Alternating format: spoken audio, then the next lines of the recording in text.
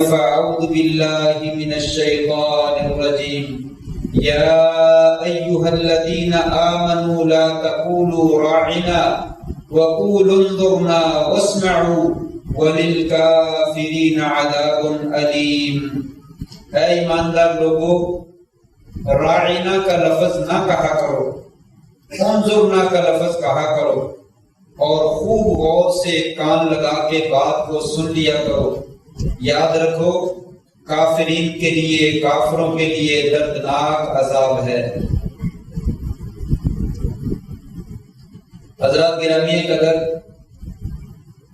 آیت عزت کے لائق سامعین محترم، بزرگوں، دوستوں، بھائیوں، معززات ماؤں اور بہنوں، اللہ تبارک و تعالی نے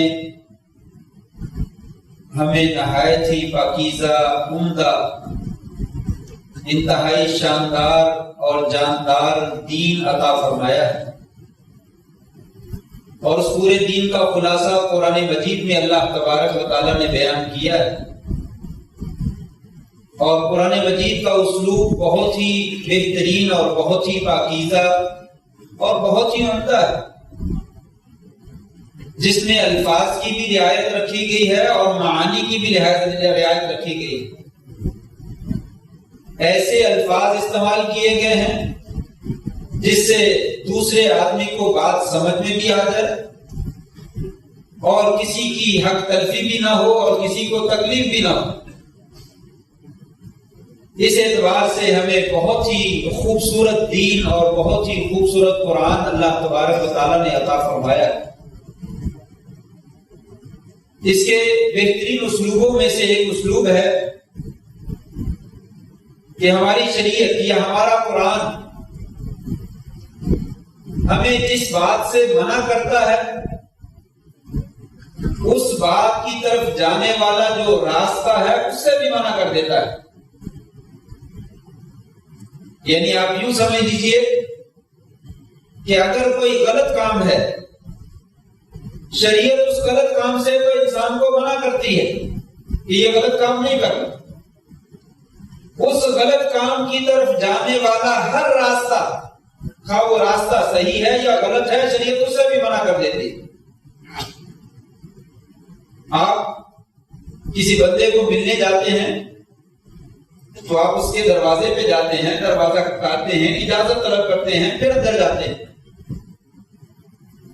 کسی کو ملنا ایک اچھا مقصد ہے اور اس کے لیے ایک بہترین راستہ وہ شریعت نے بتایا کہ آپ دروازے پہ جائیں، کھٹکائیں اور اجازت طلب کریں۔ اجازت مل جائے تو چلے جائیں، نہ ملے تو نہ جائیں۔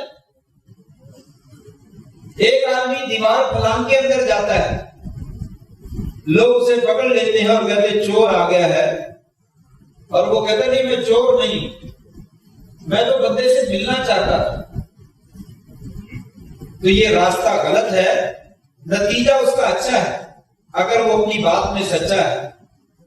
اگر وہ واقعی اس بندے سے ملنا چاہتا ہے، ہم اسے کہیں گے کہ آپ ادھر سے نہیں، یہ راستہ صحیح ہے، یہ صحیح راستے کا انتخاب کرو، غلط راستے کا انتخاب نہ کرو، یہ تو چوروں کا راستہ ہے، یہ تو ڈاکوؤں کا راستہ ہے۔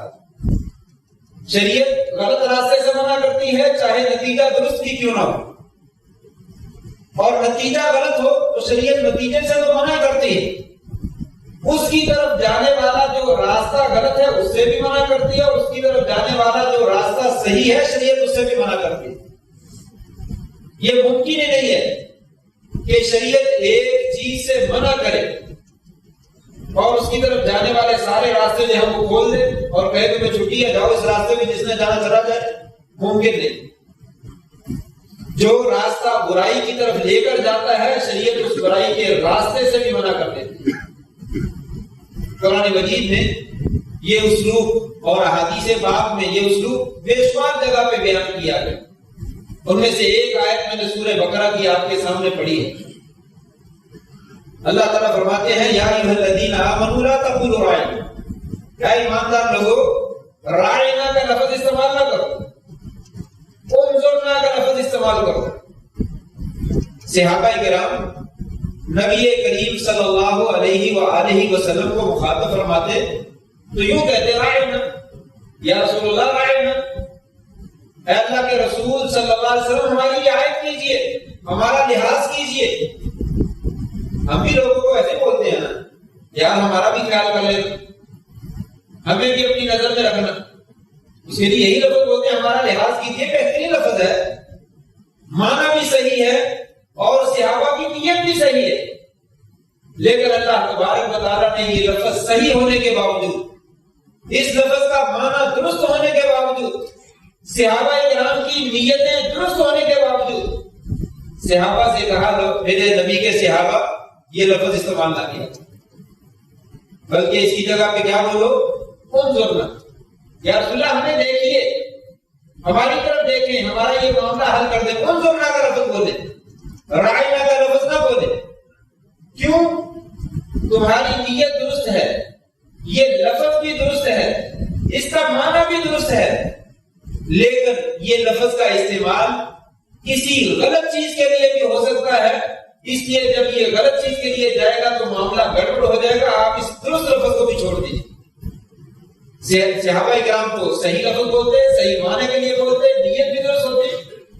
یہودی لوگ اسی لفظ کو بولتے، مفسرین نے کہا بعض اس کا معنی کرتے رعونت سے، جس کا معنی احمق ہوتا ہے، نعوذ باللہ من ذالک، آپ کی گستاخی کرتے، اور رائنا کا لفظ بول کر وہ معنی جو ہے وہ غلط معنی مراد دیتے۔ یا بعض نے کہا کہ یہودی اس لفظ کو مروڑ توڑ کر بولتے، راعینا، اے ہمارے چرواہے، یا کا اضافہ کر دیا جائے نیچے زیر کی جیسا تو یہ چرواہے کا معنی بن جاتا ہے۔ اللہ تعالیٰ نے فرمایا میرے نبی کے صحابہ تم لفظ بھی صحیح استعمال کر رہے ہو، تم معنی بھی صحیح استعمال کر رہے ہو، تمہاری نیتیں بھی درست ہیں، لیکن یہ لفظ استعمال نہ کرو تاکہ کوئی آدمی اس لفظ کا غلط استعمال نہ کر سکے۔ تم یہ لفظ ہی چھوڑ دو۔ کون جڑنا کا لفظ بول دیا؟ یہ شریعت کا ایک واضح قاعدہ اس مثال کے اندر جو ہے وہ موجود ہے، جس میں شریعت نے ایک جائز رستے کو، ایک درست لفظ کو، ایک معنی بھی صحیح ہے، لوگوں کی نیت بھی صحیح ہے، لیکن اس صحیح کام سے لوگوں کو منع کر دیا، کیونکہ اس کا نتیجہ جو ہے وہ غلط چیز کی طرف انسان کو لے کے جاتا ہے۔ آپ صلی اللہ علیہ وسلم کی توہین ہوتی ہے، آپ صلی اللہ علیہ وسلم کی گستاخی ہوتی ہے، لہذا تم یہ لفظ استعمال کرنا چھوڑو۔ نہیں سمجھ آئی؟ ایک اور دلیل دے دیں۔ شریعت نے کہا لوگوں زنا حرام، الزانیۃ والزانی فاجلدوا کل واحد منہما 100 جلدہ، زنا کرنے والا مرد ہو یا عورت ہو اسے 100 کوڑے لگاؤ، اور احادیث میں موجود ہے اگر شادی شدہ ہو تو اسے پتھر مار کے رجم کر دو، اس لیے کہ اس نے لوگوں کی عزت کو پامال کیا اور نسب کو خلط پلٹ کر دیا، اولاد کسی کی ہے اور طرف نسبت جو ہے وہ کسی اور کی طرف کر دی ہے۔ فرمایا اس لیے یہ بڑا شدید گناہ ہے اور بڑا کبیرہ گناہ ہے، ایسے بندے کو معاشرے میں اگر وہ خود شادی شدہ ہے تو جینے کا کوئی حق نہیں۔ چلو اگر شادی شدہ نہیں تو کم از کم 100 کوڑے لگاؤ اور لوگوں میں اس کو ذلیل کرو تاکہ پتہ چلے کہ اس طرح کا جرم جو ہے وہ نہیں کیا جاتا۔ یہ تو برا کام ہے، برے کام سے منع کر دیا۔ شریعت نے اس برے کام کی طرف جانے والا ہر راستہ جو ہے اس کو بھی منع کر دیا۔ وَقُلْ لِلْمُؤْمِنِينَ يَغُضُّوا مِنْ أَبْصَارِهِمْ وَقُلْ لِلْمُؤْمِنَاتِ يَغْضُضْنَ مِنْ أَبْصَارِهِنَّ، اے نبی مومنوں سے کہہ دیجئے اگر وہ مرد ہیں تو وہ بھی اپنی نظروں کو جھکا لیں، اگر وہ عورتیں ہیں تو وہ بھی اپنی نظروں کو جھکا لیں۔ نظر سے کیا ہوتا ہے؟ نظر سے آغاز ہوتا ہے، اور یہی آغاز پھر آگے چلتے چلتے چلتے پھر آخر جو ہے وہ زنا کے اوپر جا کر ختم ہوتا ہے۔ شریعت نے ابتدائی مرحلہ نظر سے کیا ہے، دیکھنے سے کیا ہوتا ہے، شریعت کہتی ہے یہاں سے کام کا آغاز ہوتا ہے اور یہ سیدھا راستہ آپ کو زنا کی طرف لے کر جاتا ہے، لہذا یہ رستے کے اوپر ہم نے بند کر دیا، اس کو بند کر دیا، اس کی اجازت۔ کوئی غیر محرم مرد کسی غیر محرم عورت کے ساتھ، اجنبی مرد اجنبی عورت کے ساتھ خلوت اختیار نہ کرے۔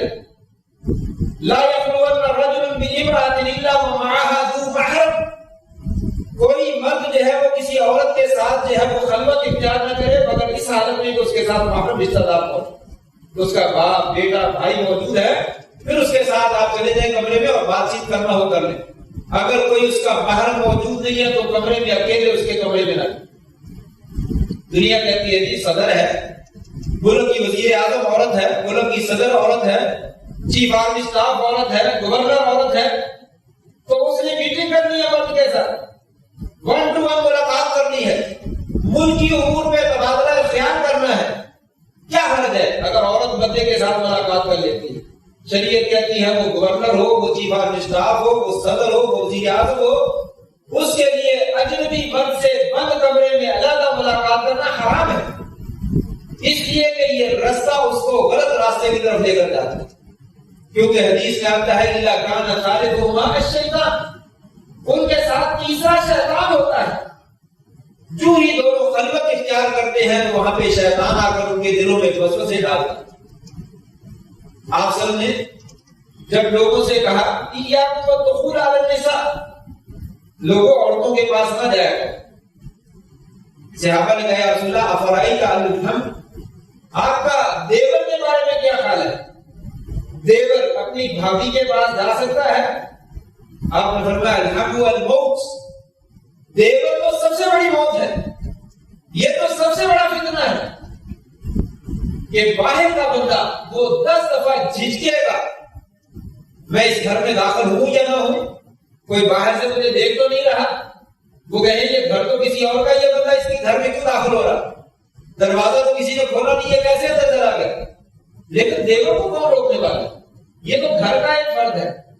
فرمایا اس کے لیے غلط کام کرنا انتہائی آسان ہے. آپ نے فرمایا یہی تو موت ہے، یہاں سے تو سب سے بڑی خرابی پیدا ہو. دیور کو بھی اجازت نہیں، منگیتر کو بھی اجازت نہیں کہ وہ تنہائی میں خلوت اختیار کرے، وہ اس سے بات چیت کرے، اس سے ٹیلی فون پہ رابطہ کرے، اس کی کچھ نہیں لگتی. جب تک شادی نہیں ہو جاتی اس وقت تک انسان کے لیے کسی اجنبی عورت کے ساتھ خلوت اختیار کرنا اور بغیر ضرورت کوئی بات چیت کرنا قطعاً جائز نہیں. کیوں؟ یہ سیدھا راستہ جو ہے انسان کو برائی کی طرف جو ہے وہ لے کر جاتا. شریعت نے یہ تمام راستے بند کر دی. وہ چیز جو حرام ہے وہ تو حرام ہے ہی ہے، اس کی طرف لے جانے والا ہر راستہ جو ہے وہ بھی حرام. 2 مثالیں. تیسری مثال، شریعت کہتی ہے لوگوں شراب حرام. یسألونک عن الخمر والمیسر قل فیہما اثم کبیر، آپ سے یہ سوال کرتے ہیں شراب کے بارے میں، ان کو بتلا دیں کہ شراب اور جوا جو ہے تمہیں بہت بڑا گناہ ہے. اور دوسری جگہ پہ فرمایا لوگوں کو ان سے بچ جاؤ، شیطان تو اس کے ذریعے سے تمہیں اللہ کے ذکر سے، اللہ کی یاد سے غافل کرنا چاہتا ہے اور تمہارے دلوں میں آپس میں لڑائیاں ڈالنا چاہتا ہے. اس لیے شراب سے، جوا سے، اس طرح کی تمام چیزوں سے اپنے آپ کو دور کرو. اب سوال پیدا ہوتا ہے شراب انگور سے بنائی جاتی ہے، سیب سے بنائی جاتی ہے، گندم سے بنائی جاتی ہے، چلو جس سے بھی بنا لے حرام ہو گئے. کیوں؟ اس سے عقل کے اوپر پردہ پڑ جاتا ہے، انسان جو ہے وہ دیوانہ بن جاتا ہے، عقل اس کی معوف ہو جاتی ہے، اسے پتہ نہیں چلتا وہ زبان سے کیا کیا ہے. وہ لوگوں کو گالیاں دے گا، لوگوں پہ اتہام کرے گا، تان و تشنیع کرے گا، وہ زیادتی کرے گا، ظلم کرے گا، حتیٰ کہ بس اوقات وہ زنا بھی کرتا ہے اور قتل بھی کرتا ہے. شریعت نے کہا شراب حرام. چلیے وہ شراب حرام ہے جو نشہ کرتی ہے، جو نشہ نہ کرے وہ بھی حرام ہے. شراب بنائی ہے، آخر جوس ہی بنایا ہے نا انگور کا، انگور کا پانی نکال کر اس کو رکھ دیا گیا اور مخصوص معاملات اس کو ساتھ کر لیے اور کچھ دیر کے بعد وہ ایک مشروب بن گیا. اب اس میں نشہ موجود ہے. کسی آدمی کو ایک گلاس پورا پینے کے بعد نشہ ہوتا ہے، اگر آدھا گلاس پی لیا جائے تو جائز ہے، اگر آدھا گلاس نہیں چوتھا حصہ پی لیا جائے جائز ہے، چلو ایک قطرہ پی لیا جائے جائز ہے، ختم جائز. سیب سے بنائی ہوئی ہے، انگور سے بنائی ہوئی ہے، گندم سے بنائی گئی ہے، شریعت کہتی ہے اس کا ایک قطرہ بھی پینا جائز نہیں. کیوں جائز نہیں ہے؟ آج آپ نے ایک قطرہ پیا وہ کچھ نہیں ہوا، کل کہیں گے کوئی بات نہیں 2 قطرے پی لو، 3 قطرے پی لو، ایک گھونٹ بنا لو. ایک گھونٹ سے کیا ہوتا ہے؟ ایک گھونٹ پی لو، پھر انسان کہے گا کچھ نہیں ہوا، تھوڑا سا گلاس میں ڈال دو تھوڑی سی، کچھ نہیں ہوتا، وہ تھوڑی سی پی لے گا، پھر آدھا گلاس پی لے گا، حتیٰ کہ پیتے پیتے ایک دن ایسا آئے گا کہ وہ اتنی شراب پی لے گا جس سے نشہ ہو جائے. شریعت نے قاعدہ بنا دیا ما اسکر کثیرہ فقلیل ہوا، جو شراب نشہ آور چیز زیادہ مقدار میں نشہ کرتی ہے اس کی تھوڑی سی مقدار جو ہے وہ بھی حرام، اس کا ایک قطرہ بھی حرام۔ کیوں؟ یہ ایک قطرہ جو ہے وہ آہستہ آہستہ آپ کو اتنی مقدار کے پینے کی طرف لے جاتا ہے جس سے نشہ ہو جائے، اس لیے یہ ایک قطرہ پینا بھی جو ہے وہ جائز ہے۔ کیوں بھائی مشروب ہے نا، انگور کا بنایا ہوا، لیکن ایک قطرہ اس کا پینا کیوں حرام ہے؟ اس سے نشہ نہیں ہوتا، لیکن شریعت کہتی ہے اس لیے حرام ہے یہاں سے آپ کو راستہ ملتا ہے آہستہ آہستہ آگے جانے کا، اور آگے جانا منع ہے، لہذا ہم نے وہ رستہ ہی دروازہ جو ہے اس کو بند کر دیا کہ آپ اس دروازے میں داخل ہی نہیں۔ 3 مثالیں، ایک اور مثال، شریعت کہتی ہے لا یحل سلف ولا بیع، لا یحل سلف و بیع، نہی عن بیع و سلف او کما قال علیہ الصلوۃ والسلام۔ آپ نے ایک وقت میں قرضہ لینا اور بیع کرنا دونوں چیزوں کو جمع کر کے کرنے سے منع کر دیا۔ قرضہ لینا حلال ہے، جس سے مرضی لے لے، وعدہ کر لیں میں آپ کو قرضہ فلاں تاریخ کو واپس کر دوں گا، شریعت کہتی لے لے، بہت اچھی بات ہے، ایک دوسرے کو قرضہ دے تاکہ ایک دوسرے کی ضرورت پوری ہو جائے۔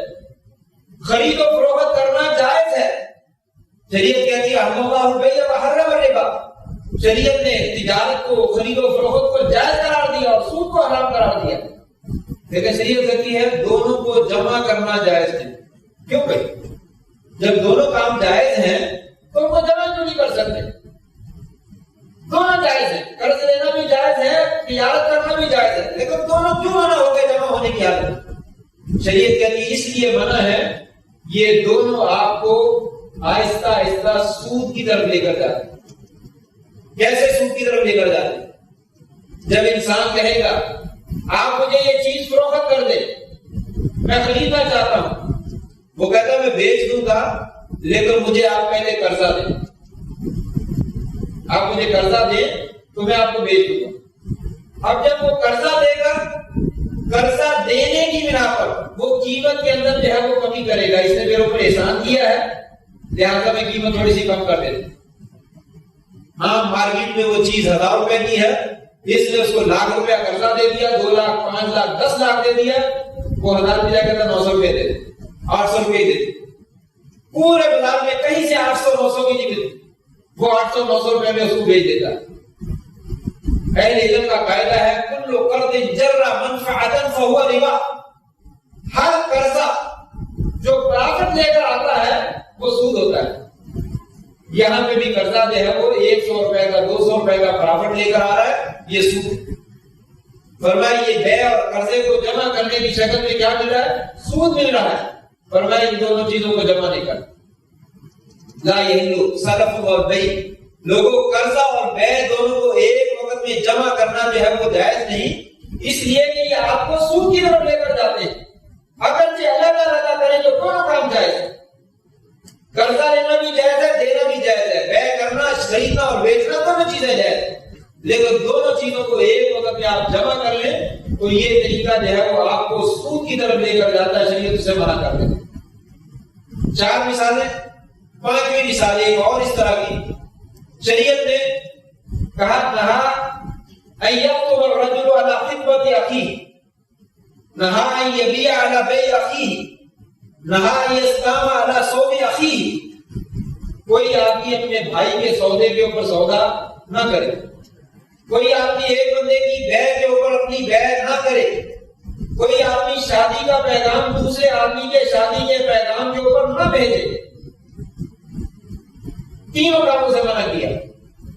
ایک آدمی سودا کر رہا ہے، اس نے طے کر لیا، ابھی خریدا نہیں ہے، یار یہ چیز کتنے کی ہے؟ وہ کہتا ہے 1000 روپے کی، نہیں یار آپ مجھے 900 روپے کی دے دیں، نہیں یار 950 کو کر دو، 950 کی بات ہو رہی ہے، دوسرا آدمی پیچھے سے آ جاتا ہے، چھوڑیے آپ اس کو، میرے پاس آ جاؤ میں 800 کی دیتا ہوں۔ شریعت نے کہا یہ جائز نہیں، وہ دونوں آدمی سودا کر رہے ہیں، ان کو کرنے دیجئے، اگر وہ فارغ ہو جائے کہ ہم نے یہ سودا نہیں کرنا، ان کی بات نہ بنے، پھر آپ اس کو کہیں آؤ میرے پاس آؤ، یہی چیز میں آپ کو 800 کی 850 کی 700 کی اتنے بھی دیتے۔ جب تک وہ سودا کر رہے ہیں، ان کا اعلان ہو رہا ہے بات چیت کرنے میں، سودا کرنے میں، شریعت کہتی ہے سودے کے اوپر سودا جو ہے نہ کرو۔ کسی آدمی نے شادی کا پیغام بھیج دیا کسی کے گھر میں، وہ گھر والے بات چیت کر رہے اور مائل ہو رہے کہ ٹھیک ہے رشتہ مناسب ہے، ہم بات پکی کرتے ہیں، شریعت کہتی ہے دوسرا بندے کو جا کر حق نہیں ہے کہ ان کے گھر میں گیا اور رشتہ ہمارے ساتھ کرو۔ اب ان کو علیحدہ ہونے میں دیں، یا تو وہ طے کر لیں رشتہ یا وہ انکار کر دیں، پھر اس کے بعد جو ہے وہ آپ ان کو بلائیں اور کہیں آپ ان کا رشتہ نہیں بن سکا تو ہمارے پاس آ ادھر ہمارے پاس رشتہ ہے۔ یہ کیوں منع کیا گیا؟ اس وجہ سے کہ اس کی وجہ سے آپس میں نفرت اور بغض اور جو ہے وہ کینہ جو ہے وہ پیدا ہو۔ حالانکہ سودا کرنا وہ بھی کرنا چاہتا وہ بھی کرنا چاہتا، کر لے، کیا حرج ہے؟ کہا نہیں۔ جب وہ آپ کی چیز خرید رہا ہے، دکاندار بیچ رہا ہے، اس کو معلوم ہے گاہک نے خرید لینی ہے، چلو 5 روپے 10 روپے آگے پیچھے کریں گے، یہ خرید لے گا۔ دوسرا آدمی آتا ہے، آؤ میں تمہیں کم قیمت میں دیتا ہوں، نتیجہ دکاندار کیا کہے گا؟ میرا گاہک خراب کر دے، یہ بندہ بڑا خبیث، بہت شیطان ہے، بڑی شرارتیں کرتا ہے، یہ مارکیٹ میں آ کر لوگوں کو دھوکہ دیتا ہے، آپس میں بغض پیدا ہوگا۔ شریعت نے ایسا کرنے سے منع کر دیا۔ رشتہ طے ہو رہا ہے، درمیان میں کسی اور نے ٹانگ اڑا دی، گھر والے جو ہے وہ پریشان ہو جائیں گے، یہ بندہ بڑا چلاک ہے اور بڑا فتنہ پرور ہے، یہ رشتہ ہوتے ہوتے ہمارے سے رشتہ خراب کر دیا۔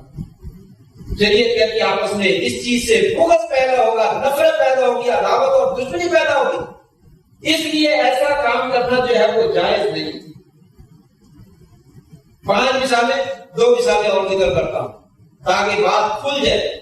چھٹی مثال یہ ہے، ہدیہ دینا، تحفہ دینا نہ صرف جائز ہے بلکہ مشروع عمل ہے، ثواب کا کام ہے، آپس میں محبت بڑھتی ہے، شریعت کا حکم ہے، تحابوا تحابوا، لوگوں آپس میں ایک دوسرے کو ہدیہ دیا کرو، تمہاری آپس میں ایک دوسرے سے محبت پیدا ہوگی۔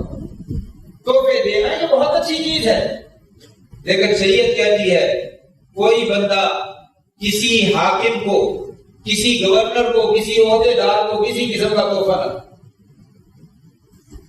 کیوں تحفہ نہ دے؟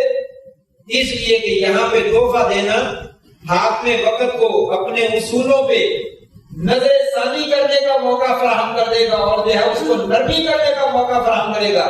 اگر اس بندے کا کیس آ جائے تو جو کتاب کے اندر قاعدہ اور قانون لکھا ہوا ہے اس کے مطابق عمل نہیں کرنا بلکہ مجھے نیا قانون بنانا پڑے گا، اس کے لیے کوئی رعایت ہونی چاہیے۔ اگر میرا ساتھی ہے مجھے تحفے بھیجتا ہے، اس کے لیے کوئی نہ کوئی رعایتی پہلو جو ہے وہ نکالنا پڑے گا۔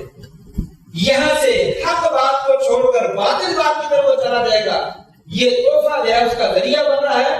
شریعت نے ایک مستور اور مشروع عمل تحفہ دینا جو ہے اس کو منع کر، اور ایسا واقعہ بھی ہوا، ایک صحابی کو آپ نے عامل بنا کر بھیجا، جاؤ فلاں جگہ سے مال پڑا کو وہاں سے لے آؤ۔ وہ لینے گیا، لے کے واپس آیا تو آگے کہنے لگا یا رسول اللہ ھذا لکم، یہ مال تو تمہارا میں لے آیا ہوں اور یہ اتنا مال جو ہے ھذا اہدی لی، یہ مجھے تحفے میں ملا، یہ انہوں نے مجھے تحفہ دے دیا۔ آپ نے فرمایا فوراً باہر نکلے، لوگوں کو جمع کر لیا اور خطبہ ارشاد فرمایا۔ پھر آپ نے فرمایا ماں بالو عامل، ایسے عاملوں کا، ایسے گورنروں کا، ایسے میرے عہدیداروں کا کیا معاملہ ہے؟ میں ان کو کام دے کر بھیجتا ہوں اور وہ واپس آ کر مجھے کہتے ہیں یہ تمہارا مال اور یہ میرا مال، یہ کیا ہوتا ہے؟ افلا قعد فی بیت ابیہ او فی بیت امہ فینظر ایہدی ام لا، یہ اپنے باپ کے گھر میں جا کر بیٹھے، اپنی ماں کے گھر میں جا کر بیٹھے، پھر میں دیکھوں گا اس کو کون تحفے دیتا ہے۔ یہ اپنے گھر میں بیٹھے پھر دیکھیں گے تحفے کہاں سے آتے ہیں۔ یہ تو گورنمنٹ کی نوکری کر رہا ہے، یہ نوکری کی کرسی پہ آ کر بیٹھا ہے تو لوگ اس کو تحفے دیتے ہیں تاکہ کل کلا جو کام کرنے کے لیے آئے گا تو ہمارے لیے جو ہے وہ نرم گوشہ رکھے اور نرم پہلو رکھے اور ہمارا معاملہ ویسے چھوڑے، قانون سے ہٹا کر کر دے۔ فرمایا یہ ظلم اور زیادتی ہوگی جب انسان حق کو جو ہے وہ چھوڑ دے گا۔ یہ تحفہ دینا جو ہے انسان کو حق سے ہٹانے کا ذریعہ بنتا ہے، لہذا ایسا تحفہ دینا اور دینا جو ہے وہ حرام کرا دے۔ وہ راستہ جو غلط چیز کی طرف جا رہا ہے وہ راستہ درست ہی کیوں نہ ہو، خوبصورت ہی کیوں نہ ہو، شریعت کہتی ہے اس کو بند کرو۔ آخری مثال، شریعت نے کہا لا یحتکر الا خاطئ، لوگوں ذخیرہ اندوزی نہ کیا، ذخیرہ اندوزی جو ہے وہ حرام ہے. کیوں بھائی کیوں حرام؟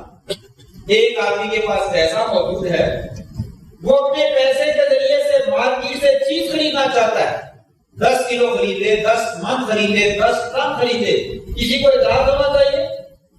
اس کا مال ہے, وہ جہاں مرضی صرف کرے.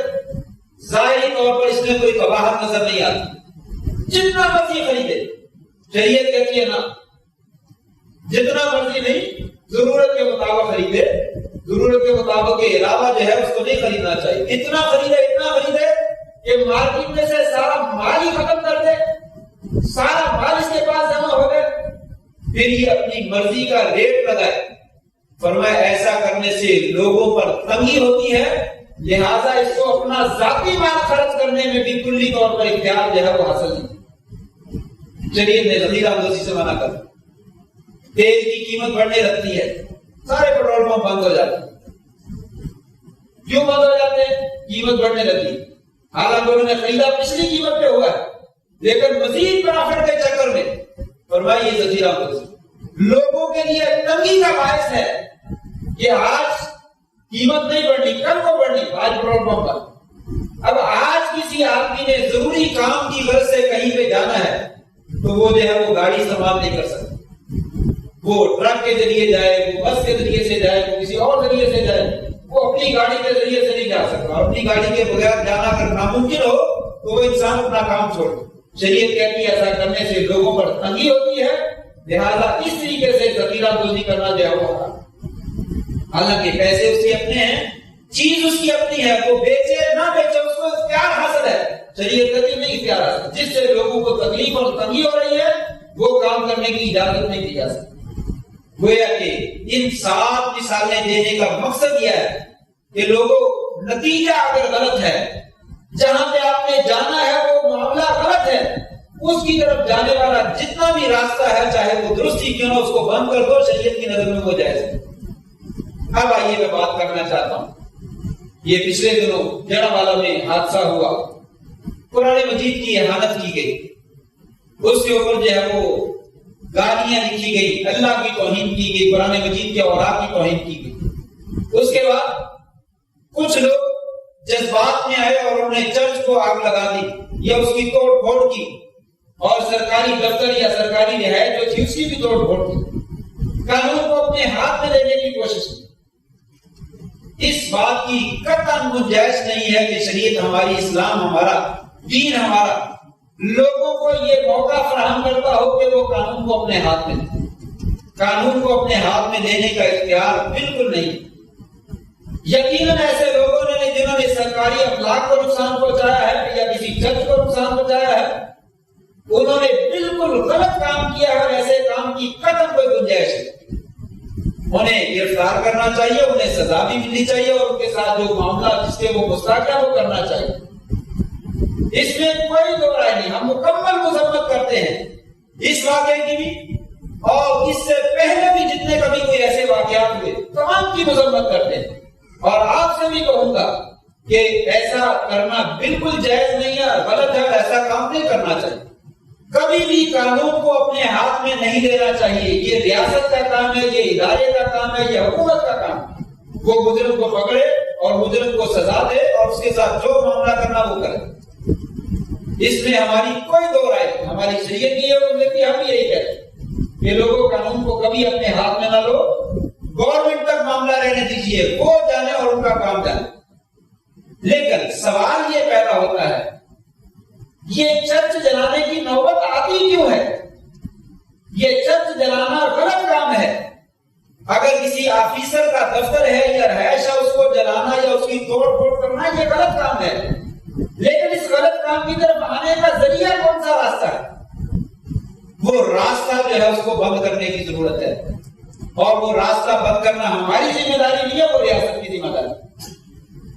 یہ ایسے معاملات کیوں پیدا ہوتے ہیں کہ لوگ جو ہے وہ سرکاری املاک کو یا ذاتی املاک کو یا لوگوں کے اموال کو نقصان پہنچاتے ہیں؟ کیوں پہنچاتے ہیں؟ اس کا سبب کیا ہے؟ عام دنوں میں ایسے حادثات کیوں نہیں ہوتے؟ خاص مواقع پہ حادثات کیوں ہوتے ہیں؟ یہاں پہ یہ سوال پیدا ہوتا ہے, اور یہاں پہ ذرا غور و فکر کرنے کی ضرورت ہے کہ جن لوگوں نے قرآن مجید کی بے حرمتی کی، اس کے اوپر گالیاں لکھی اور اس کو ورقوں اور آگ کو پھاڑا، اس کے اوپر جو ہے وہ چل دوڑے، جس طریقے سے انہوں نے توہین کی، آپ مجھے بتلائیے اس کے لیے ہماری ریاست نے کیا کام کیا، ہمارے ذمہ داران نے کیا کام کیا؟ یہ کسی کا کام نہیں۔ ایک چرچ کا تقدس وہ تو بہت عظیم ہے، قرآن مجید کا تقدس وہ کچھ بھی نہیں، اللہ تعالیٰ کے کلام کا تقدس کچھ بھی نہیں۔ ان لوگوں کو گرفتار کیوں نہیں کیا جاتا جو لوگ ایسی کارروائیاں کرتے ہیں؟ یہ ایک مسلم ریاست ہے، مسلم حکومت ہے، یہاں پہ مسلمان رہتے ہیں اور دوسرے لوگ اقلیت میں ہیں، انہیں ان کے حقوق دینے چاہیے، دیجیے، ہمیں کوئی اعتراض نہیں ہے، لیکن مسلمانوں کا کوئی حق بھی نہیں۔ جب مسلمانوں کے جذبات کو مجروح کیا جائے گا تو ظاہر بات ہے ان کے جذبات ابھریں گے اور وہ کوئی نہ کوئی غلط قدم تو اٹھائیں گے، انہوں نے غلط قدم اٹھانے۔ ان کے غلط قدم کو روکنے کے لیے ضروری ہے کہ آپ اس کی طرف جانے والا جو راستہ ہے اسے بند کیجیے۔ ایسے لوگوں کو اجازت کیوں دی جاتی ہے؟ اگر پہلے سے معاملہ طے ہو کہ ایسی کارروائی نہیں ہونے دینی تو ایسا معاملہ پیش ہی نہیں آئے گا۔ اگر آ گیا ہے تو فوری طور پہ کارروائی کر کے ان کو گرفتار کر لیا جائے اور جس کے وہ مستحق ہیں ان کو قرار واقعی سزا دے دی جائے۔ کیسے ممکن ہے کہ فتنہ فساد جو ہے وہ پیدا ہو؟ ممکن نہیں ہے فتنہ فساد پیدا ہو، لیکن جب لوگوں کے جذبات سے کھیلا جاتا ہے اور کھیلنے کا موقع فراہم کیا جاتا ہے اور مجرموں کو گرفتار نہیں کیا جاتا ہے تو ظاہر بات ہے ہر بندے کی طبیعت ایک جیسی نہیں ہے، ہر بندہ تحمل نہیں کر سکتا ہے، ہر بندہ برداشت نہیں کر سکتا ہے، جس کی وجہ سے ایسے واقعات جو ہے وہ رونما ہوتے ہیں۔ اس لیے ہماری گزارش ہے، ہم دونوں جانبوں میں مکمل مذمت کرتے ہیں، جنہوں نے املاک کو نقصان پہنچایا ہے، انہوں نے غلط قدم اٹھایا ہے، وہ قرار واقعی سزا جو ہے اس کے مستحق ہیں، لیکن اس سے پہلے وہ لوگ جنہوں نے قرآن کے تقدس کا پامال کیا، ایک اسلامی حکومت میں، مسلمانوں کے ملک میں، مسلمانوں کے علاقے میں، اس کی کون اجازت دیتا ہے؟ ہمارے دفتر کی حیثیت جو ہے وہ زیادہ ہے اور قرآن مجید کی کوئی اہمیت نہیں۔ یہ ہم مسلمان ہیں، یہ ہماری ریاست اسلامی ریاست ہے جہاں پہ قرآن مجید کے تقدس کا کوئی لحاظ ہی نہیں۔ یہ یہود و نصارہ کا شیوا ہے، انگریزوں کا شیوا ہے، یہ کافروں کا، مشرکوں کا طریقہ کار ہے۔ شروع زمانے سے، رسول کے زمانے سے لے کر قرآن مجید نے ذکر کیا، کبھی کہتے ہیں اضغاث و احلام، یہ تو قرآن مجید پر آتا خواب ہے، یہ تو الٹے سیدھے خوابوں کی باتیں کرتا ہے، یہ الٹے سیدھے خوابوں کی باتیں ہیں، لیکن مذاق اڑانا تھا، حالانکہ ان کو بھی معلوم ہے کہ یہ خوابوں کی باتیں نہیں۔ کبھی کہتے بن ہوا شاعر، یہ تو شاعرانہ کلام ہے، کبھی کہتے یہ تو مجنون آدمی ہے، کبھی کہتے یہ تو بھائی کو بھائی سے لڑا دیتا ہے، باپ کو بیٹے سے لڑا دیتا ہے، ماں کو بیٹی سے لڑا دیتا ہے، یہ تو آپس میں دشمنیاں پیدا کرتا ہے قرآن، یہ الزام لگائے۔ لیکن جب دیکھا کہ یہ بات نہیں چلی تو غیروں نے اپنے اپنے علاقوں میں قرآن مجید کی بے حرمتی کی۔ پچھلے دنوں، ابھی کوئی دور کی بات نہیں ہے، کل کی بات ہے، سویڈن میں، ہالینڈ میں اور دوسرے علاقوں میں قرآن مجید کے ساتھ کیا نہیں کیا گیا۔ گوانتانامو میں جہاں پہ مسلمان لوگوں کو قید میں رکھا گیا، ان کے سامنے قرآن مجید کی کون سی بے حرمتی نہیں کی اور آپ کو پھاڑا گیا، اس کے اوپر ناچ گانا کیا گیا، اس کے اوپر کتوں کو دوڑایا گیا، الغرض ایسے ایسے کام کیے گئے، زبان کے اوپر ان کو لانا بھی انسان دوبارہ نہیں کرتا۔ لیکن ہماری ریاست نے کیا کیا؟ کوئی بیان جاری کیا ہو، کوئی ان کے خلاف احتجاج کیا ہو، کوئی ایسے کاموں کی روک تھام کے لیے کوئی بندوبست کیا ہو، چلو ان کے سامنے نہ کر سکے وہ اپنے علاقے میں تو کیجیے، اپنے علاقے میں کیوں نہیں کیا جاتا؟ آج ہمیں یہ تو نظر آتا ہے کہ چرچ چلانے والوں نے بہت زیادہ زیادتی کی، ہم کہتے ہیں زیادتی کی ہے، پکڑیے ان کو سزا دیجیے، لیکن قرآن مجید کے تقدس کو پامال کرنے والوں نے کوئی زیادتی نہیں کی، انہوں نے کسی کے دل کو کوئی مجروح نہیں کیا، انہوں نے کوئی بے حرمتی نہیں کی ہے۔ یہ کیسا انتظام ہے کہ ایک کام مسلمان کرتا ہے تو وہ تو بہت بڑا جرم قرار پاتا ہے، اگر جرم ہے ہم اس کی طرف داری نہیں کرتے، ہم کھل کے کہتے ہیں اس کو سزا دیجیے، لیکن ایک غیر مسلم مسلمان ملک میں رہتے ہوئے بہت بڑا جرم کرتا ہے، اسے جرم ماننے سے انکار کر دیا، اس کا ذکر ہی نہ کیا۔